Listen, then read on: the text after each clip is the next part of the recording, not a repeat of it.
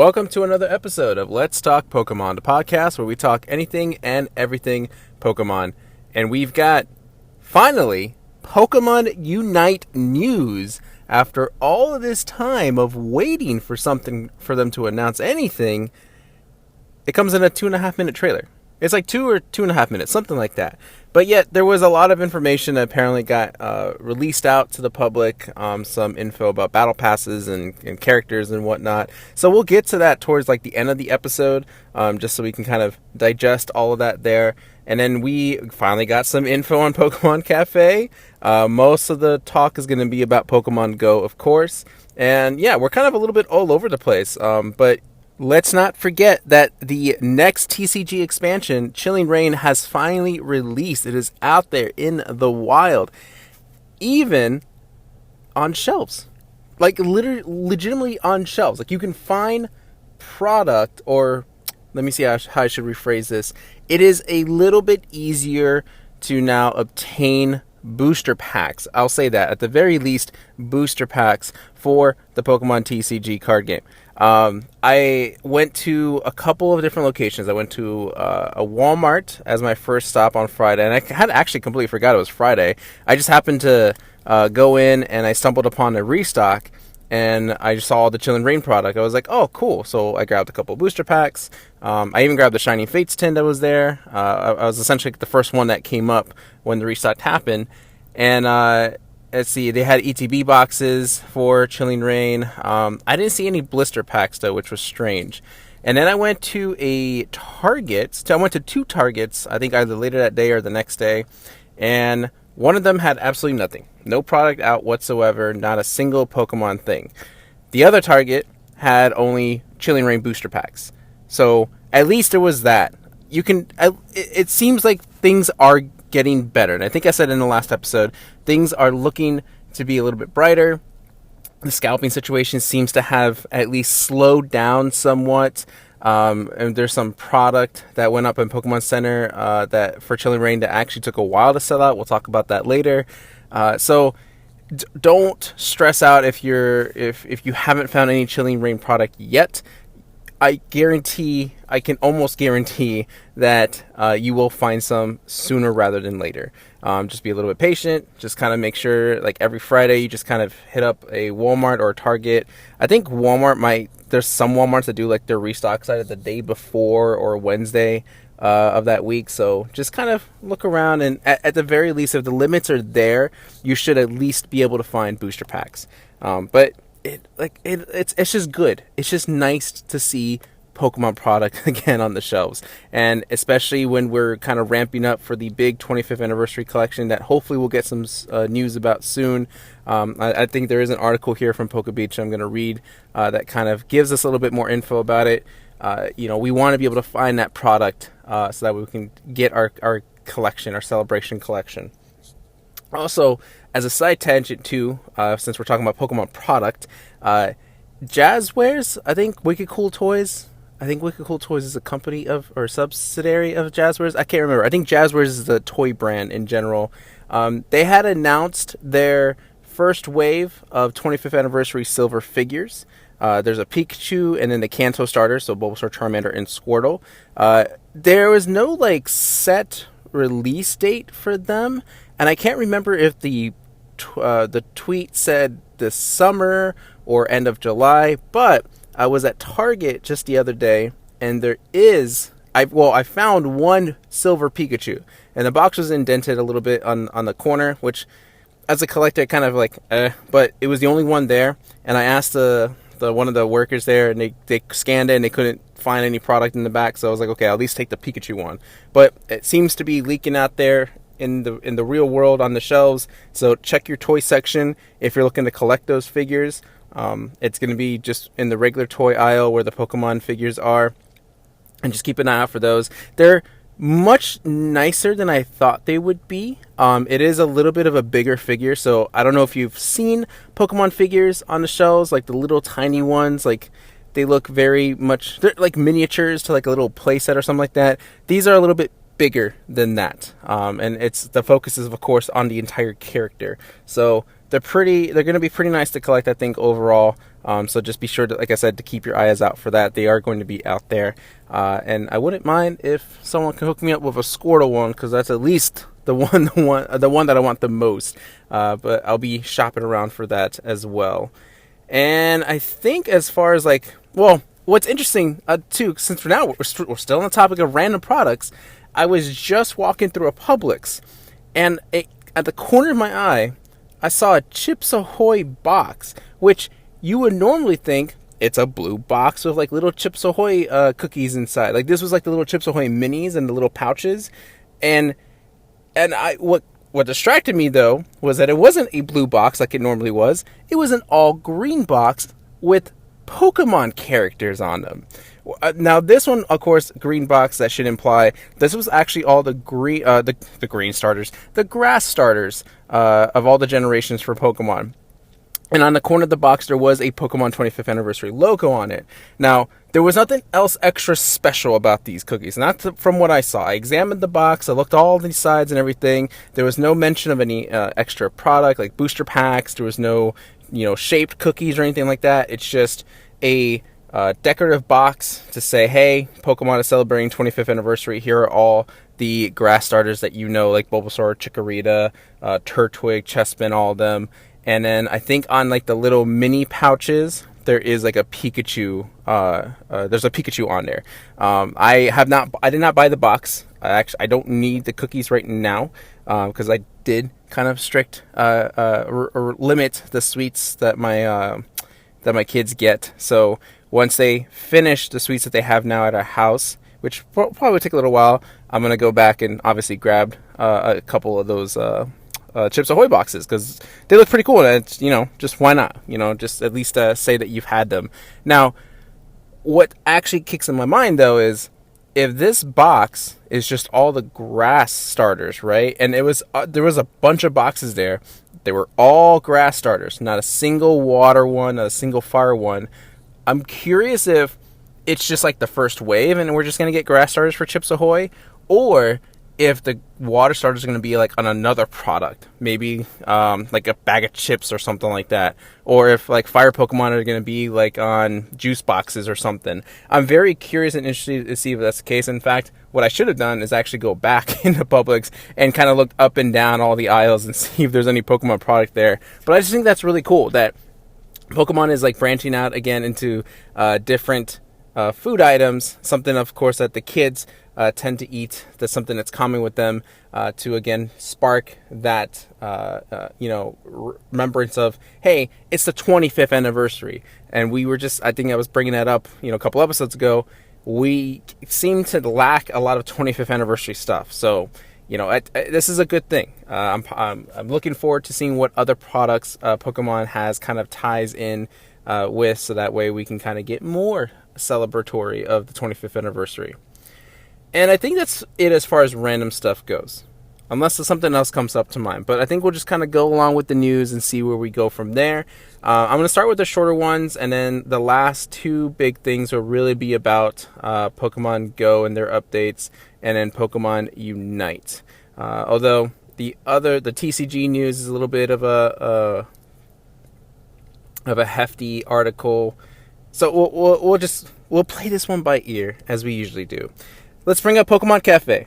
Now remember, all this video game stuff that I'm going to bring up is all from Cerebi.net, so please check them out if you want to read all the details for yourself. But they got some info on the actual big overhaul that was supposed to come to Pokemon Cafe this fall. Now, it says that a closed beta is going to run for the new features at a later point for Japan, with sign-up starting today, which I can't remember when this article was pulled up, but it's been a few days since this was posted. And the beta will start running in July. All entrants get 6,000 acorns in their standard account. There are only 10,000 slots for the beta, and it runs on iOS and Android only. Sign-up can be done via the official site from today until June 30th, and the beta will run next month. Now, there wasn't a whole lot of details, but I'm going to read the 3 bullet points that Cerebi put up here. You will be able to destroy some gimmicks by crushing them and power up megaphones by combining them, which... isn't that just like the regular game already? Unless the powering up megaphones implies something different. The second bullet point here, there will be new changes to the game to collect staff Pokemon. And then the third bullet point here, the Pokemon can be customized in their outfit and their level up consists of more changes, including the ability to destroy any gimmicks. So I guess, I don't know, it's weird. Pokemon can be customized in their outfit, so you get different customization features, I guess, scarves, hat, whatever. And then they get different abilities as they level up more, which seems kind of like, I guess, a logical approach to that, right? Because if they get stronger, then they should be able to do more. I feel like there's still some details not exactly like yet announced. Maybe I missed something on Cerebi, or that's just all that they could give to I guess the public. It still doesn't convince me to play Pokemon Cafe though. Hopefully we'll get some more info when the beta starts running, and then as if we get more and more details, I'll still give it a shot. But as of right now, it still does not appeal to me at this moment. But if you are a Pokemon Cafe Mix fan, then at least you got something to look forward to. Not too long until we get that big overhaul. Sounds like it might be in August, probably late August that we get it. Now, in Pokemon Masters, they did announce a new egg event that is going to run starting on June 21st that allows players to get eggs of various grass or poison type Pokemon to make sync pairs with. You can get sync pairs of your main character in Zubat, Bulbasaur, Nidoran female, and Tangela, with shiny variants of Bulbasaur, Tangela, and Nidoran female being available. So, okay, another egg event. It's been a little while since we had one of those. And then there has been an announcement of a new update that's going to happen soon, and it's confirmed that you will no longer have to use stamina in order to play main story stages. And when you get gear, hold on. So let me split that. No longer using stamina in order to play main story stages, which is fine, I guess. I didn't realize that was a thing when I completed the last couple of main story stages, but it's still nice though that I feel like that should have been from the get-go, is not using stamina for, I guess, the base game of it, and they want to limit to how much you get like gear wise and the level unlock stuff and all that. So okay, cool, nice little quality of life feature, I guess. And then when you get gear, you'll get additional upgrades alongside coins. I don't know what that means because I don't feel like the gear does anything at all to your sync pairs. Like if you play Pokemon Masters and you actually use the gear and you've upgraded, you maxed them, and you've seen a noticeable difference, can you let me know and tell me, like, can you convince me otherwise, like, why I should get gear? Because I don't have any need, or I feel like I'm fine without the gear. And plus, when I see the numbers, they seem so low as a whole, I guess, like plus 16, plus 10. It doesn't seem like it's really worth it. I'm not fully convinced gear is worth striving for, but again, if you think differently, please let me know. I'm open to changing my mind on this one. Now, we also have the Alola event going on, the Town Square Street Fair, where we got introduced with Lana with the Araquanid, Kiawe with Alola Marowak, Hala with Crabominable, and then the Masked Royal with Incineroar. Now, all of those are available. They are their own individual Spotlight Scouts, so it's not like they're all jumbled up into one. You're just going to have to spread your gems across all four if you're looking to get them. Although I hear that the Incineroar is the most powerful one of the four. I'm still trying to get my Maxi and Groudon. I have yet to get that, and I'm not proud of how much money I've spent so far. It's not like a huge, ridiculous amount. I think people have spent way more than I have, but it's just me kind of, not necessarily being stingy, but just, making sure I'm careful with money. I just kind of caved in. It was like, okay, let me go for this big one, and then I'll use as much as I can until I can get them all. Thinking my luck was better than, I guess, like, was a little bit better than average, but it was unfortunately not. It took me a little while to get Kyogre, which I'm at least glad that I got that one, because out of the two, I would have wanted that one the most. But the Maxing Ground I have yet to get, and so I'll kind of try to pull on those a little bit more. I think I'm okay skipping the Alolan sync pairs because I feel like they're going to come back anyway, and they'll have like some sort of a Alolan banner at some point. But my focus is just going to be on Maxing Groudon. The other sync pairs do look cool though, so be sure to check them out. If you already got your Kyogre and Groudon and you're looking to scout for some more, try out the Incineroar. That might be worth it. The overall event is fine. It was a little weird for the story to be kind of choppy in the fact that we got Lana first and then Kiawe and then Hala, but I think for ticket wise and making sure you get all the items available, I think it was okay, and I liked it better that way.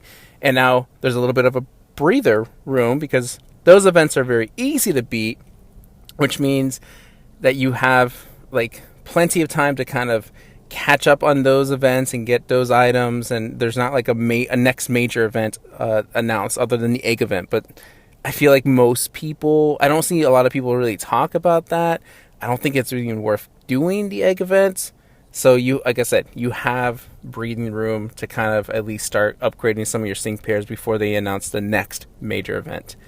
Now, the other thing that they've been doing, I can't remember if we said this in the last episode, is the daily rotation battles, where every day you get a chance at getting 60 battle points. I think I did mention this as the last episode. Out of 3 difficulties, you only get to choose one. I think like easy gives you 40, medium gives you 50, and then the hard difficulty gives you 60. Now, we've had Kanto daily rotations for a few days. Then they went to Johto. Right now, as the time of recording this, it's Hoenn. So your Hoenn sync pairs get boost to take down the I guess opposing sync pairs. This one seemed a lot easier. Johto was kind of like a little bit of a stretch, but Hoenn seems very easy to defeat. So make sure that you are at least getting your battle points and kind of start stacking those up so you can get some of those rewards on the battle point ladder. And then that's it for Pokemon Masters. So pretty much good stuff. Things are quieting down, which is good because we've had a lot of major events just happen, and so you can take a bit of a break as you probably are going to switch gears and focus to Pokemon Go, which we can get into now. So there are 3 things to talk about with Pokemon Go. We have a Solstice event, we have a Bidoof event, and then we have Professor Willow trading card to talk about a little bit. But first, I guess if this was a huge surprise to you, spoilers in case you haven't seen it, but it has been confirmed that players who purchased a Pokemon Go Fest ticket will get Meloetta through a special research event. I think I've said that before. It was fair to assume that it was going to be Meloetta with all the whole musical theme, and so it is true. You're getting Meloetta, so pretty cool. Now, let's talk about the Solstice event a little bit. We're not going to go into all the details because by the time you listen to this episode, it's already been done and over. But it introduced Shiny Regigigas to the game. We're gonna focus on that for just like a minute, just because everything else about the Solstice event has been the same. That every year it happens, right? We get Lunatone and Solrock pop up all over the world, spawns, and then once the event's over, they just switch whichever hemisphere they're going to be in. Which I don't know if I quite remember if I have it down here. Here we go. After the event, Lunatone will be in the Eastern Hemisphere and Solrock will be in the Western Hemisphere. Okay, cool. Now, the Shiny Regigigas is probably the most interesting because I think Regigigas was an EX raid and also was a paid event called a Colossal Discovery. Otherwise, beyond that, I don't think we've had any other opportunities for a Regigigas to be caught.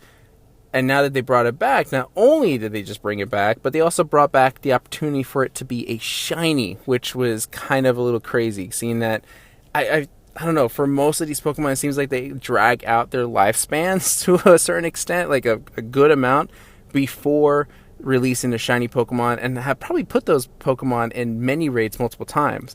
Regigigas, not really. Like I said, that's that paid event, the EX raid, and then that's it. So it's just kind of interesting to see that they're gonna just go ahead and release this back out into the raid for just the weekend, and then have you be able to catch the shiny if it comes up. Some people speculate that this means that EX raids might no longer be a thing. I don't know. It's kind of hard to say when Niantic thinks like everything is officially going to be okay to start socializing back out there in the world. I mean, there was no in-person Pokemon Go Fest. There's no mention of EX raids coming back. We do have the bonuses that they implemented because of the whole pandemic, that those bonuses are going away soon, but they haven't really said anything yet as far as they're going to take them away or they're going to only take some away. A lot of things to kind of speculate here, but hey, good luck to you or congratulations to you, I guess, if you've managed to get a shiny Regigigas over the weekend, because it is a pretty cool shiny. Now, let's talk about the serious event here, the one that everyone's been waiting for, the Bidoof Breakout event. I swear you can't make this stuff up. Well, I guess Niantic can, but you got to take this seriously. Starting from June 25th and ending July 1st, it will introduce shiny Bidoof in the game. Bidoof will also appear more in the wild, raids, and field research, and encounters with its shiny being available. Bidoof's spawn rate will increase over the course of the event as well. Bidoof will learn several moves through Charge TM and be available via Elite Charge TM at the end of the event. So, from June 25th to June 26th, Shadow Ball. From June 27th to June 28th, Thunderbolt. And from June 29th through June 30th, Ice Beam. By Barrel will know Hyper Beam if you manage to evolve a Bidoof during the event.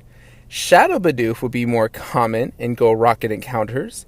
There will be a special research which gives various rewards, including a Bidoof hat, and then there will be Bidoof stickers from Pokestops and gifts.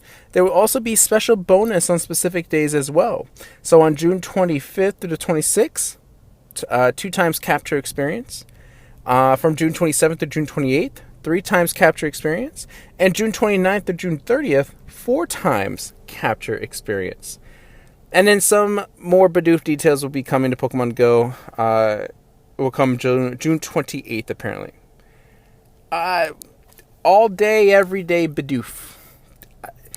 I don't know where the whole Bidoof like meme or popularity grew. I just knew Bidoof was one of those Pokemon you like to make fun of, but you're also being serious when you talk about it. Like Dunsparce, right? Dunsparce is, let's be real here. Like at a glance, Dunsparce is a useless, pathetic looking Pokemon. But in reality here, like super like hardcore Pokemon reality, we all know we want to make a Dunsparce or like a Gigantamax Dunsparce or like Dunsparce to be like one of the gods of Pokemon. Same thing here with Bidoof, right? We I guess the community asked for it, or Niantic is aware of this and says, hey, let's make a whole thing about Bidoof.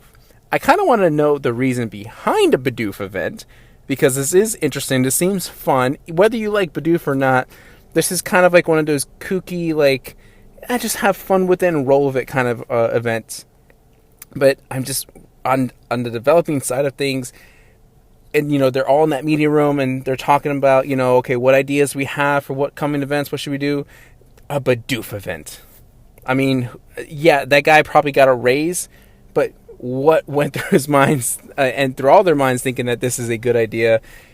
I mean, I think it is. I'm sure people will have lots of fun with it and have lots of like pictures to share to kind of make fun of the event and whatnot.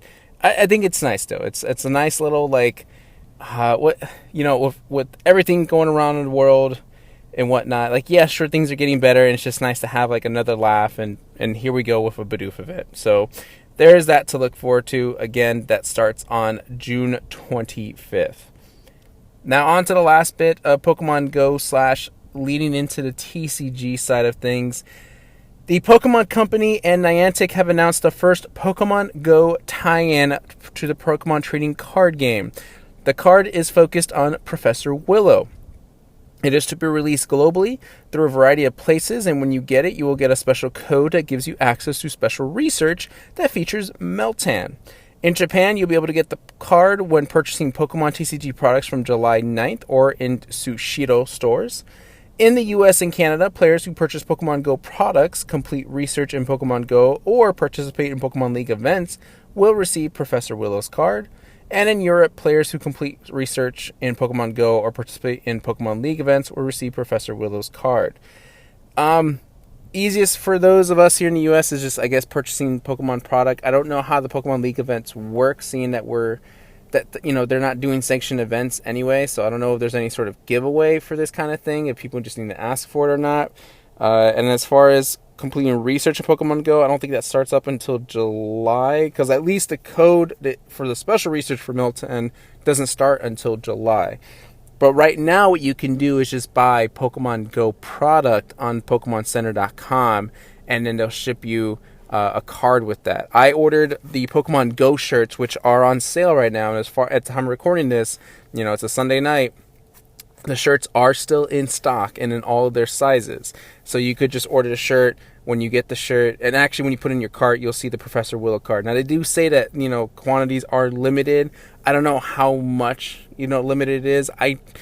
I want to safely assume that they're going to have enough for quite a good amount of people, seeing that if the shirts aren't sold out, I'm pretty sure the cards aren't actually going to be gone that fast.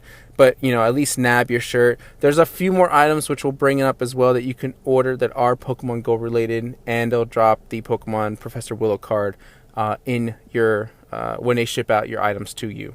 So make sure you do that if you want this card and that special code for that Meltan research. Now, if Meltan isn't that important to you, of course you can probably still do the that box that if you trade over a Pokemon from Pokemon Let's Go, then you'll get the Meltan box. There's that still a thing, and I'm sure people have already gotten Meltans and Melmetals, but it's just a nice fun little research thing that's going to pop up. Who knows what other rewards that they're going to give, because there hasn't been details about that just yet. So again, just make sure you at least you could just hold out on the Pokemon Go research though. That might be the cheapest way in case you don't want a shirt or Pokemon Go product. But a couple of the Pokemon Go product items are pretty cool. We'll get to that later. Now, I would say that we can transition into the TCG side of things, but I do have one more video game thing before we get into the TCG and Pokemon Unite. Pokemon Home got some updates. We talked about this before, but now the update is out there and is available on both the Switch version and on the mobile version. It adds a model viewer as well as a catch counter, which lets you see Pokemon, all your different types of Pokemon. And it also, according to Cerebi, what it says here, has also added the remaining protagonists as profile icons, including Chris from Pokemon Crystal. So I think because my profile icon is just red from Pokemon Red and Blue, so I think you just get your different avatar from all the different main characters of the game. I think that's what they imply here. Now, along with this, they were giving out Gigantamax, Bulbasaur, and Squirtle, and you can actually get 2 of each. If you log into Pokemon Home on Switch, go into Mystery Gifts. Same thing on your mobile app. Go into Pokemon Home and then go through Mystery Gifts, and then they'll give it to you. Now, as far as I'm concerned, unless I'm totally reading into this wrong and I looked at something wrong, both my Bulbasaur and my Squirtle had perfect stats. They were completely maxed out. The IVs were, and they had a Gigantamax factor, so it seems like they want you to be able to go ahead and get this competitive setup for these Pokemon if you want to battle with them, which is super cool. Now, I didn't do the Switch version. I haven't gotten my Bulbasaur and Squirtle yet from my Switch version, but that was from my mobile app. I don't know if it's going to be any different. I kind of doubt it, but I'm not going to say for 100% certain. So just make sure you do those to get your special event Pokemon. Also, as a note here, Gigantamax form Pokemon are unable to be viewed in the Pokedex's model viewer, but all other forms can. So maybe, I guess, Megas are able to, but just not Gigantamax forms. And then the catch calendar comes with Pokemon Day pre-built in, but you can add any anniversary date that you want, which is pretty cool. If it was something special on a certain day, June 17th, then you can just change that anniversary date to June 17th when you caught that Pokemon. or yeah, whatever it is that floats your boat for that, which I think is cool. Nice little, I guess, freedom of customization there. All right, now if we go ahead and move on to the TCG, there is a Sandaconda promo card that you can get at GameStop. This is very similar to the Flapple promo. So it's got that plain generic black letters that says GameStop on it. It's just a regular Sandaconda card. You have to buy $15 worth of Pokemon TCG product to be able to get that. Although, you know, with just like the last time, and just in GameStops in general, depending on who you ask or who's there, you know, the store in general, they might be able to work with you and be like, I need Pokemon product $15 or more, then you're good. Maybe, you know, just it doesn't hurt to ask. You know, first ask if they have any left, and then ask, you know, can it just be any $15 of Pokemon product? Because, you know, they're not going to probably have cards. GameStop seems to have limited quantities of a lot of their collectible card game products, so it just kind of go in there, at least maybe with that mindset of like, hey, if I don't get cards, which might be a good chance that I don't, could I at least buy something else Pokemon to get the promo card? I have yet to get mine. I don't know if I even want to get it, just because I am, like I said, disappointed. As I mentioned last time, I was disappointed with the stamp, quote unquote stamp of it. But you know, if I have the chance or have the opportunity though, and GameStop's on the way, I'll be like, yeah, okay, sure, let me stop in. Although I don't think I'm gonna want to spend $15 on a random Pokemon product if I don't find anything like worth getting, I guess. And then the last bit of TCG news, the only other bit here, because I mean there are leaks of other cards here and there of some other sets. I don't really go into those, but apparently that there is some information now about the 25th anniversary collection and a trademark of Fusion Arts Pokemon, which is going to be in a set coming up. So all this comes from PokeBeach, just so you know, and I'm going to read this exactly what it says here, word for word, and hopefully we don't get lost in a lot of the text here. A 25th anniversary collection mini set will release in Japan on October 22nd. It will be Japan's S8A set.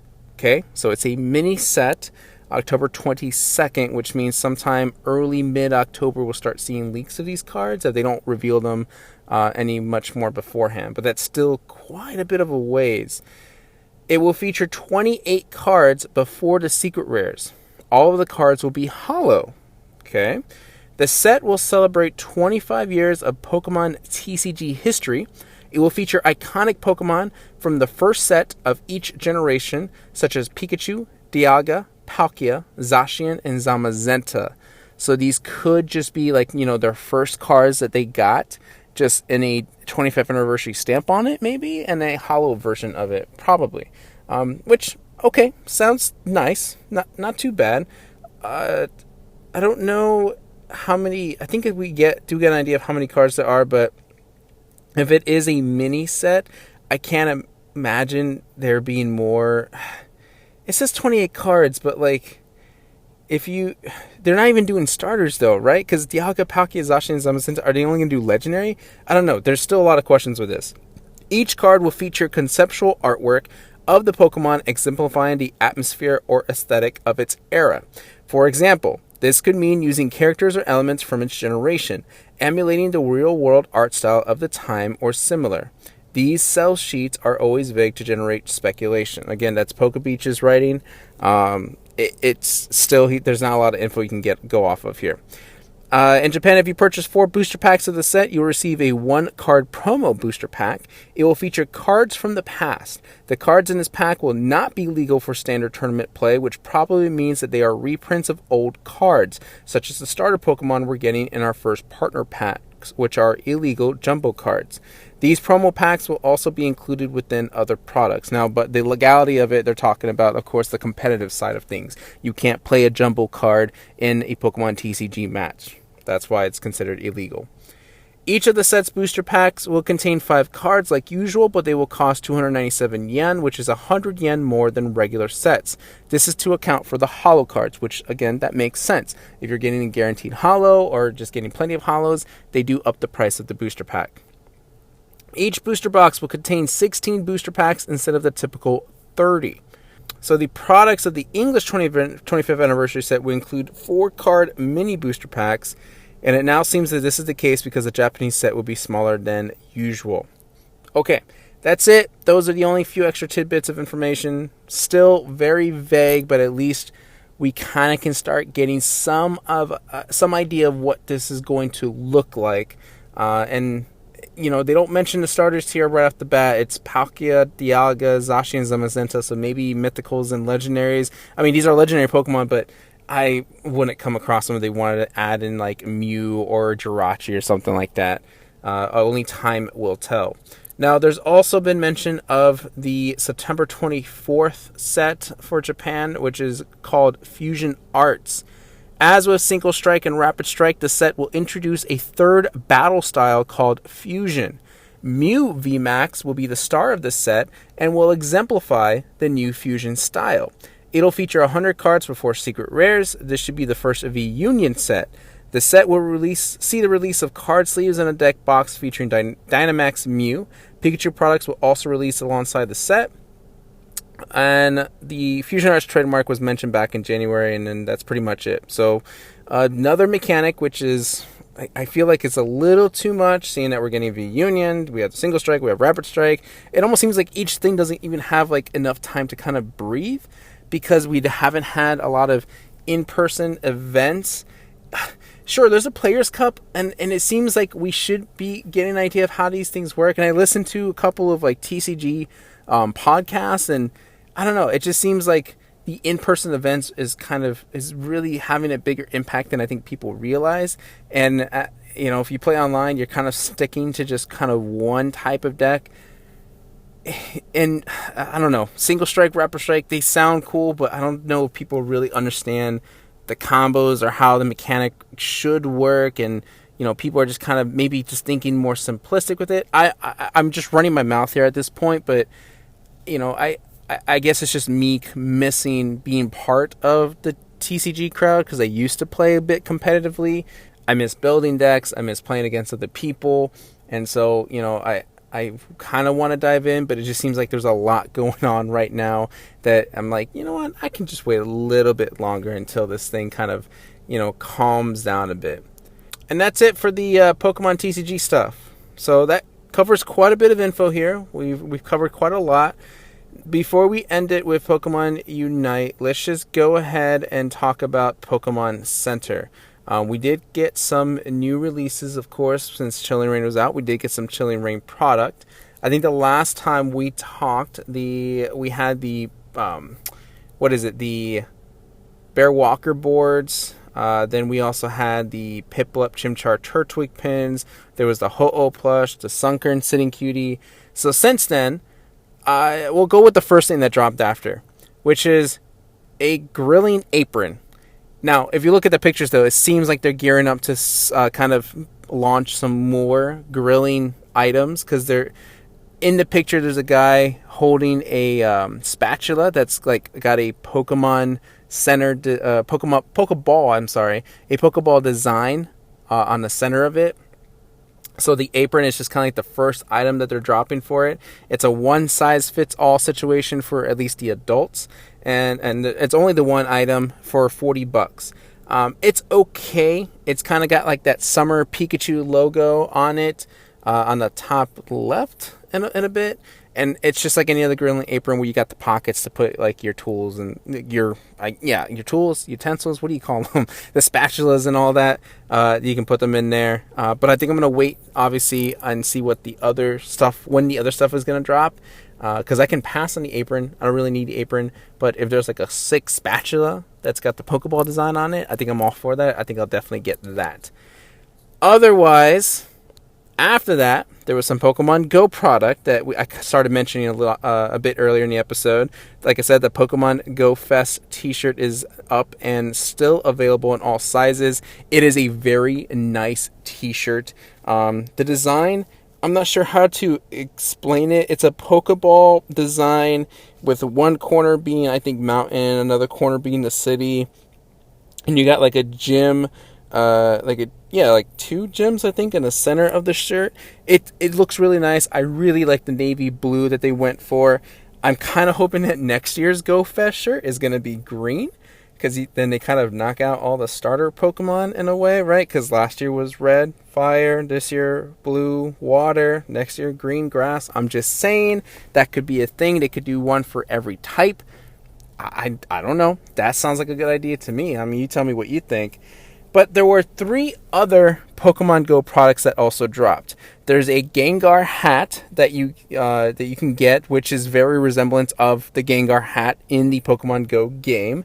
And then there's the Pokemon Go Trainer Gear Egg Incubator Bag, which looks like an egg incubator.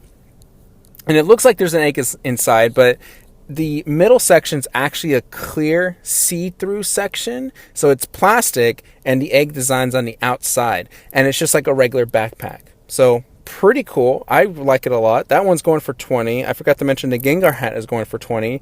And then the other Pokemon Go item that they've dropped is a Raid Pass lanyard and badge. So the lanyard's just like a typical white and orange lanyard string, but the Raid Pass badge holder is the front design is a Raid Pass, and on the other side is like your slot that you can put like your photo ID or whatever that you want in there.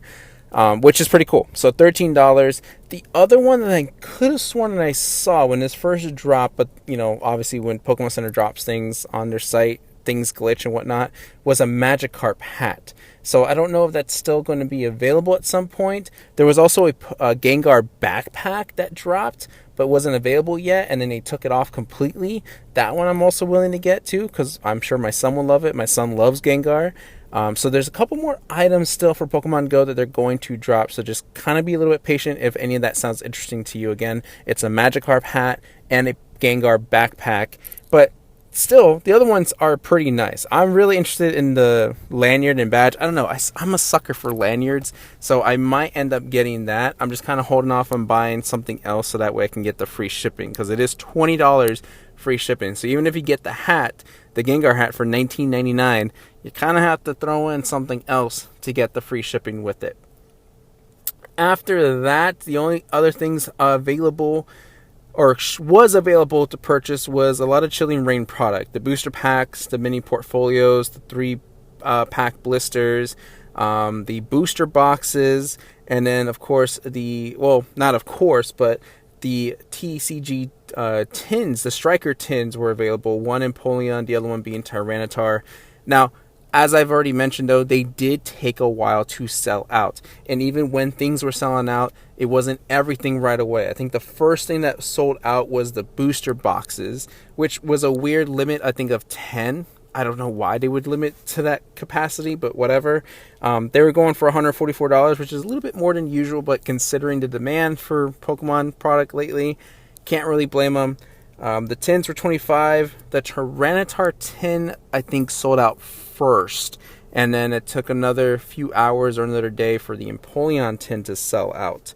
But at this point, though, at the time of recording, at the time of talking, everything is sold out. So you kind of lost chances there as far as getting it from Pokemon Center. Although, you just keep an eye on it, because they may just restock them at any point. So just kind of keep checking back, refresh every once in a while if you have to.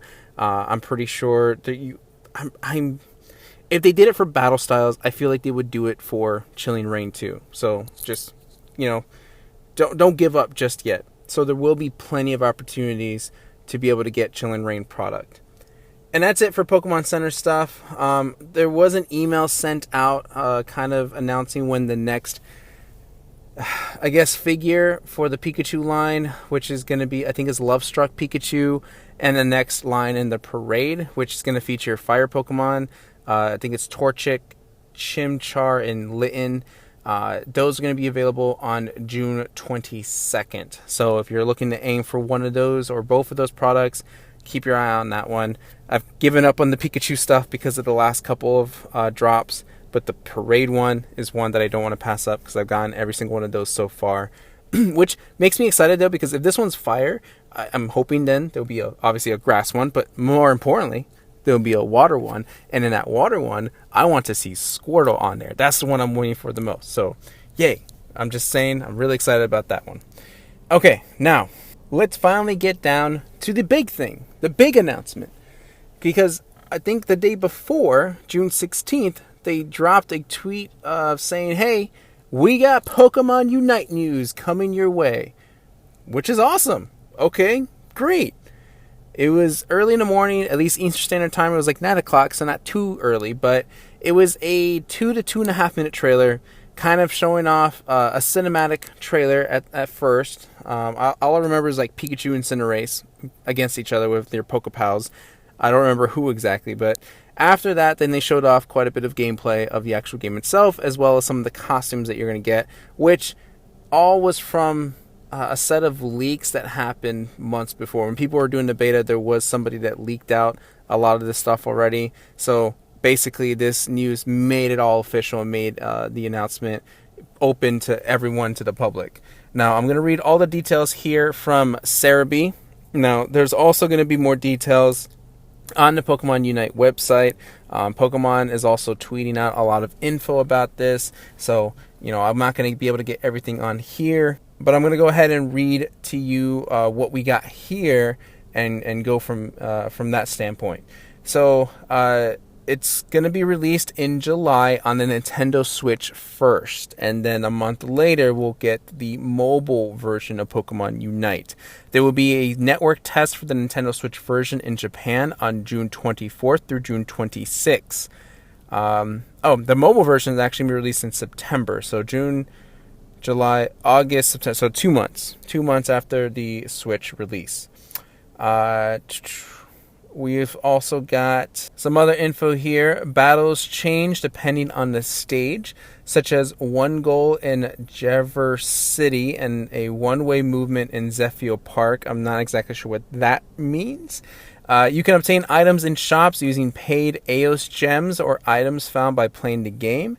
Aeos coins and Aeos tickets. I don't know if Aeos is the right pronunciation for this. It's Aeos. I'm just going to say Aeos for now until I hear otherwise.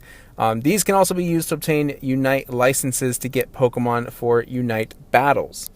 There's a seasonal battle pass that has rewards for leveling up by completing missions. You can even upgrade the battle pass with paid gems. Now, the only thing I'll say about seasonal battle passes is that I kind of hope they're doing it the way that Halo has announced doing it. I don't know if you guys knew this. I'm a huge Halo fan as well. But they, in their E3 announcement, they said that their battle passes won't expire. So when you purchase one, it's unlocked for you. You can take your time unlocking all the rewards for it. I kind of hope it's the same for this one, although I don't know. That's a very tough call to make, or tough speculation to make on this one. I just hope this is going to be kind of easy to obtain, not too easy, but reasonable enough so that people will be incentivized to purchase a battle pass. Pokemon have various costumes you can get, known as HoloWear, which dresses your Pokemon in a variety of outfits. You can also customize your trainer's appearance. Pokemon UNITE is crossplay, and you do not require a Nintendo Switch Online subscription to play. It also includes a native voice chat option on both platforms, a friends list, and a native text stamp chat. If you log into Pokemon UNITE using a Nintendo account or Pokemon Trainer Club account, you can play with the same account on either device, and content purchased with gems will carry over between them, but purchased gems will not carry over between the device. Oh, sure, okay, that's kind of a rough spot, but otherwise, everything else is good, right? If you buy it on one thing, then at least it's going to carry over into the other account, so you can kind of switch off between, playing the mobile and the Switch version, which is good. Because, depending on your situation, maybe it's just easier to play on the phone than it is on the Switch. I think that's good stuff, though. Good stuff. Blastoise and Gardevoir will be added at a later point while the rest are at launch. And I think what they've shown off was Greninja. I saw Snorlax. There was Garchomp. There was Pikachu, of course. Charizard was there. I think Venusaur as well. I said Talonflame, Greninja. I feel like I'm missing one more, but it seemed like a reasonable roster. Again, if you saw the leaks, it's pretty much the same thing from those leaks. And I'll just be kind of, getting to learn the game until Blastoise comes in. Because then once I get Blastoise, that's when I'll go pro. That's when I'm going to be competitive about it. Otherwise, I don't know. Like, looking at the game itself, I don't know if it's really a legitimate MOBA style game. People keep saying it is, which I'm going to take their word for it because I've never really played a MOBA. I've seen some League of Legends gameplay, but I don't know how the controls work and if I'm going to like it enough to do that and if I really understand all the rules, because I know there's points where you have to capture Pokemon and then be able to take over towers. I don't know. There's just like a lot to kind of take in with this game, and I feel like even though we got more info, I still have more questions than I have answers. So I'm going to probably be kind of scounging the website just to see if I can get some more info. I am excited, though. You know, it's another new Pokemon game to play. Tides you over until, of course, the remakes come out for Pokemon Diamond and Pearl. But, you know, I just hope I'm not... This is not a game where I'm going to feel like I need to spend a lot of money for. Like Pokemon Go, my money on there, it's pretty nice. Like, I don't spend a whole lot of money in Pokemon Go. At most, maybe $60 for an entire year. At most. Pokemon Masters, I'm not very proud of how much I've spent, although I'm obsessed with collecting things, so I know they got me on that front. But if I'm spending money on Pokemon Masters, then I have to be super cautious of how much money I spend in Pokemon Unite if I feel like I like this game enough to continue playing it and I need to get those things. I just hope the stuff that you purchase in Pokemon Unite is cosmetic stuff. Because if it's something like pay to win kind of scenarios where, you know, you have to get this particular costume because it upgrades this or that, I'm going to have an issue with that. I don't like that, you know, pay to win aspect. I just like it if it's just strictly cosmetic and there's no like probability to it, then that's fine, because I'm not liking the costumes as it is. A couple of them look nice. Like the Talonflame one has like this like Newsy kind of, I think Newsy's the musical, right? The kid with the hat and the kind of, I forget what the material is called, but the brown jacket and whatnot, like that, it looks cute and it's reasonable. Like I get it. Otherwise, I don't have any other incentive though to get it, and I don't think I'm ever going to buy it. I'd rather just have the Pokemon themselves. So as long as, again, the costumes are not pay to win, like they're not going to have some sort of super special secret ability or upgrade, then I think we're good. I don't think I have to worry about paying money in Pokemon Masters. But who knows? Maybe in a month, right? Because in a month and a half, I'll be eating my words from now and be kind of addicted to it and be like, oh, well, I have to complete this battle pass, so I need to upgrade and get this and get that. I hope not. Otherwise, it does look interesting enough, though, for me to try. I think a lot of people are going to try it. I think you're probably going to get a huge player base right off the bat, and I guess the time will tell until, you know, we see how many players drop off from it and how many players are left. And I don't know, a lot of people are saying it's going to be a super competitive thing. I have no experience in MOBA, but I'm willing to give it a shot. And that pretty much wraps up everything for this episode. I feel like there was something else I needed to mention, and I can't quite remember. But hopefully it'll come to me sooner rather than later, and I'll just bring it up in the next episode. But that was a lot to digest. Very excited. Oh, actually, now that I'm talking, I do remember what it was that I wanted to bring up. E3 happened. Nintendo Direct. No Pokemon news. Very bizarre. I think what it is it's very uncomfortable, seeing that we do have the remakes coming up and we haven't seen another trailer for it. And then we have the Legends of Arceus coming up. We haven't seen another trailer for it. So a lot of us speculated just assumed that they'll show us something at E3, but they didn't. So I think we just gotta be a little bit more patient. I'm sure they're planning on something. Don't let it like totally just like ruin your excitement for the game, though, because I mean there have been E3 presentations in the past many years ago where Pokemon was not part of it, and at this point, because Pokemon the company is like its own thing and they have their directs and their presents, I think they can just do whatever they want and not have to be part of E3 and just do their own like 45 to an hour presentation on their own games. So it was just very, very bizarre and a little just kind of like, huh? Like question mark. But trust Pokemon Company. They know what they're doing. Despite everything that's been happening with the cards and with the scalping situation and Pokemon Center being attacked by bots and whatnot, Pokemon Company has been doing like solid work. The only thing in my complaint department that I have concern about is the amount or the the front of the 25th anniversary celebration, which seems to be lacking a little bit. But again, I think they're just going to wait till the fall, and I think that's when they'll have their big blowout.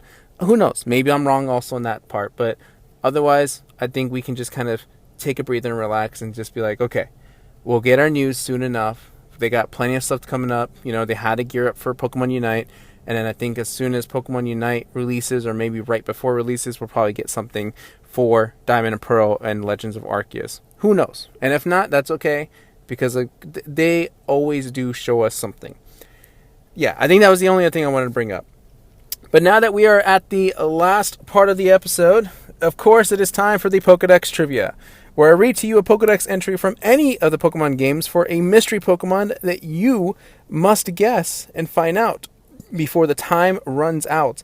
And the time is an artificial set amount of time. Like literally I could give you 10 seconds, 5 seconds, 20 seconds, a minute, who knows.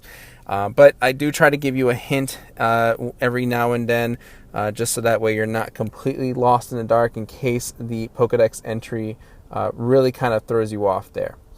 So without further ado, let's go ahead and read off the Pokedex entry for this episode.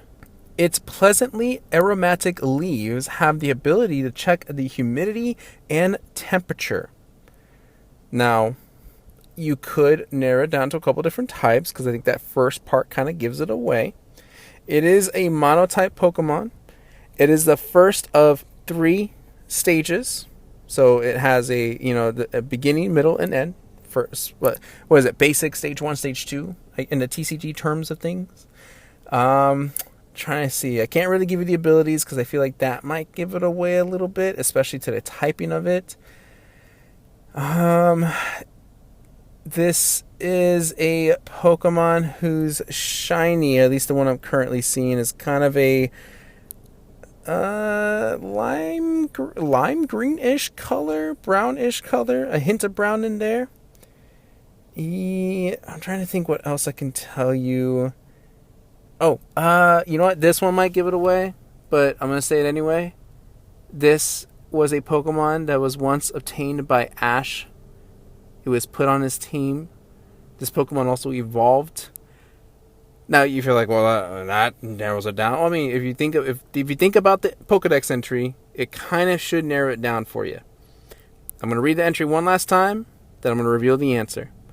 Its pleasantly aromatic leaves have the ability to check the humidity and temperature. All right, without further ado, lock in your answer. I'm going to go ahead and reveal the Pokemon of the episode, which is none other than number 152, Chikorita. Chikorita is the Pokemon of the episode.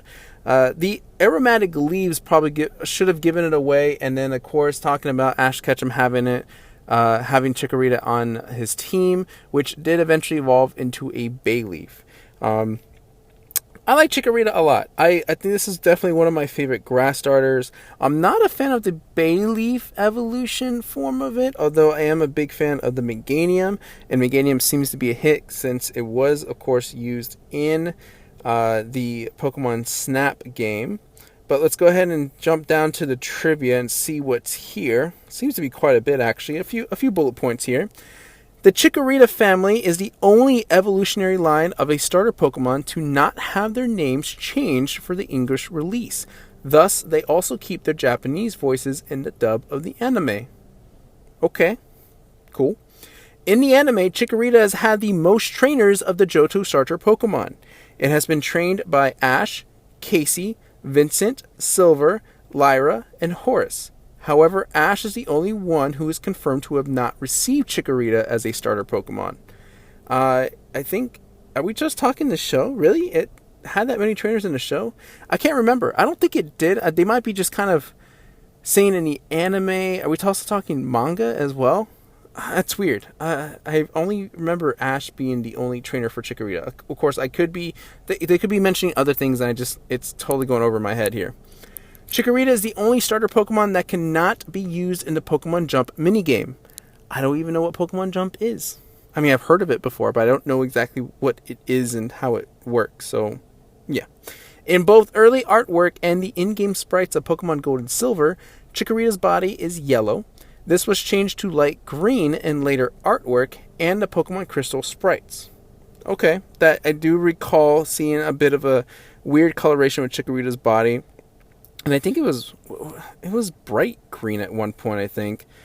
An early demo of Pokemon Gold and Silver in 1997 shows Chikorita's name as Happa, which literally means leaf. Which makes sense, because it's got the one leaf on its head. Like I said, Chikorita's cool. I like Chikorita a lot. Definitely one of my favorite grass starters. I do like the little leaf on its head. It's pretty cute.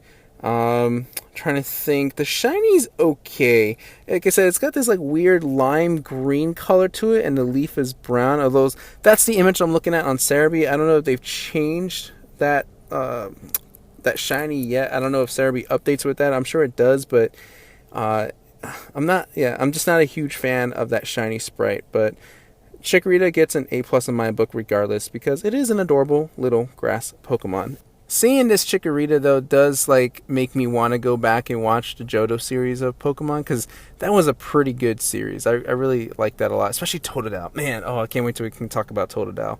All right, that's pretty much it for this episode. Thank you guys for listening to all the Pokemon updates and hearing my thoughts on them. If you want to follow me on Twitter or Instagram, you can follow me at SpartanStrike07. You can also listen to these podcast episodes on YouTube, which the channel name is SpartanStrike07 as well. If you want to write me an email, leave me some feedback, give me, ask me some questions or whatnot, you can write to me at SpartanStrike07@gmail.com. Thank you guys for hanging out with me. I appreciate it, and I can't wait till next week so we continue talking about anything and everything Pokemon.